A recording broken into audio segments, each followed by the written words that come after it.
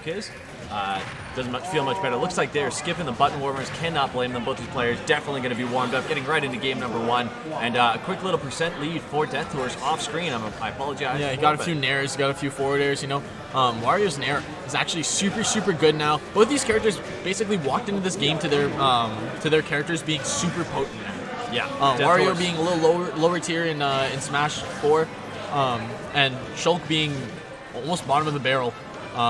Because he was not really accessible to other players. He required a lot of button inputs, a lot of different options, and was a very high skill character. But up till actually killing off the top, you know, Wario's floaty nature there definitely coming in a disadvantage.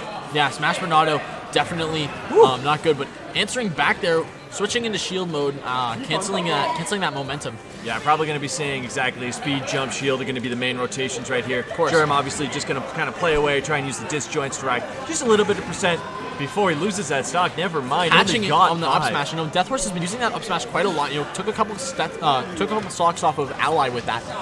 Using that up smash and its iframes to catch aerial landings. Yes. And that's exactly what you want to use it for, especially if you're Deathorse here against a lot of disjoints here. Exactly. It's an incredible anti-air move, which anti-airs in this game in the overall is super potent. Speaking of that fair, absolutely devastating. Getting the reverse hit on that up B there. Yeah, and then opting not to use the second part of it, super key, so that he could actually get stage control, which is then converted into an extra 20%. And now he's on Buster mode, looking for a little more percent before he can start killing stuff, but Deathorse on 69%. We all know what that magic number means. That is super good for Jerm. Yeah, it's 81 at this point. That Smash Monado up tilt almost definitely going to kill like we saw in the first stock. He's going to look for it. They're switching to Monado Smash. You know, the Smash Monado killing super early like we saw in Wario. That up tilt killed it like 80%. Yeah, he's 101 before it hit this time around. He was 98 after it hit last time. So you know Jerm's going to be looking for just about any stray hit once he can get back into that. Deathorse is going to be looking for a waft confirm here. He's got that waft on deck, and he's ready to go. With Jerm all the way up at 79%, I would not be surprised to watch Deathorse hold on to that, try and use it to confirm on the last stock rather than this one. That is the standard with Wario. You'll want to use it to end a stock super low percent rather than when they're basically killable no matter what. Jerm switching up his Monado to shield. Nope, actually it's run out. This is big for Deathorse here.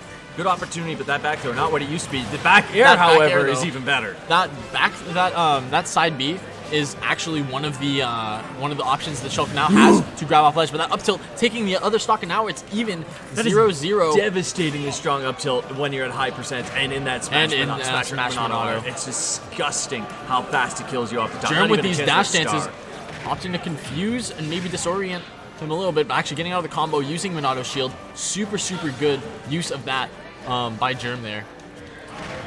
Jerm getting caught by that nair, doing lots of damage, but also doing lots of damage back to Deathorse. There's that forward throw. Lots of percent getting tacked on here. There's that nair. Yeah, this stock here looking a lot closer. There it is. There's that up tilt waft. Oh, I think that DI may have been questionable. You know what? It gave us a zoom in that generally means it should kill, right? But that was super late. That was a very late kill. That might have been like barely percent range to kill. Yeah, that's good stuff on both players. You know, Deathorse taking game 1. That could just be just barely recognizing what's going on. Of course. Just kind of one of those. I've played enough Shulks today. We have 3 of them here in bracket to realize, okay, waft will kill ads. Yeah. So we're gonna look at the counter pick here. What counter pick is Deathorse gonna take? He's probably gonna be looking for something with a lower ceiling and wider sides. Of course. Naturally, Deathorse is going to be banning that in this situation. The back air on the walk, generally killing off the sides. That up tilt for Jerm killing off the top. Of course, and Jerm opting to pick Final Destination here. Once again, like you were saying, wide sides, low ceiling, lower compared to at least Battlefield, that is. And weaving in and out with this speed Monado seems to be the way to go to get some early percent. But speaking of early percent, we're moving on to the combos by Deathorse here. So that right there is a really dangerous thing when it comes to parries in this game. We only have a couple of frames to act. 3 frames, I believe. Exactly. If you're not fast enough to react to it, or if you don't have a move that is fast enough to connect to it, your opponent can capitalize on the fact that they know you're going to try and throw something out. In that case, Deathorse getting the short hop nair and able to string a couple extra percent afterwards. Yeah.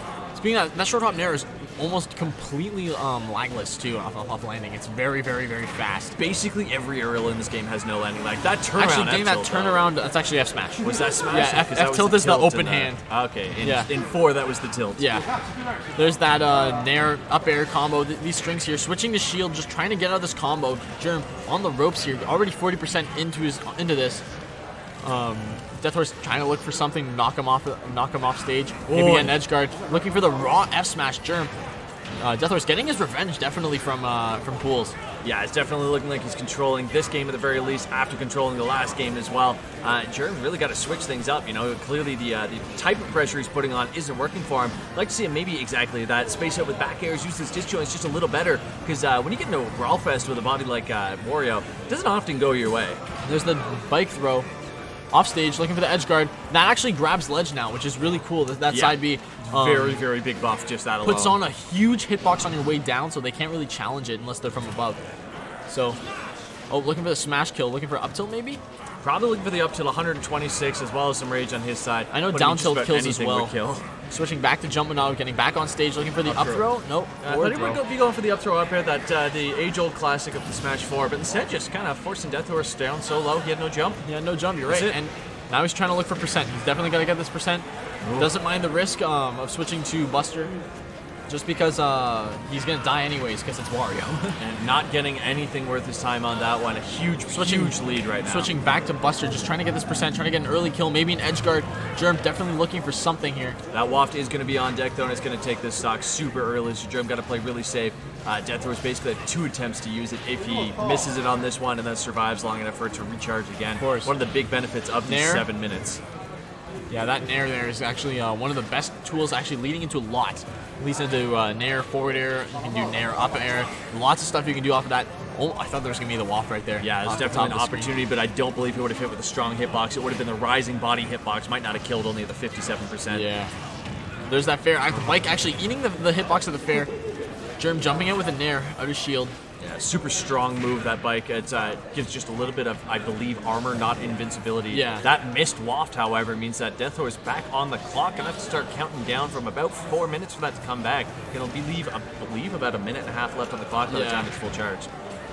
But you know, Deathorse not known for being a patient player. I don't know about Jerm, but Jerm is trying to make it back, but gets stuffed out by the back air.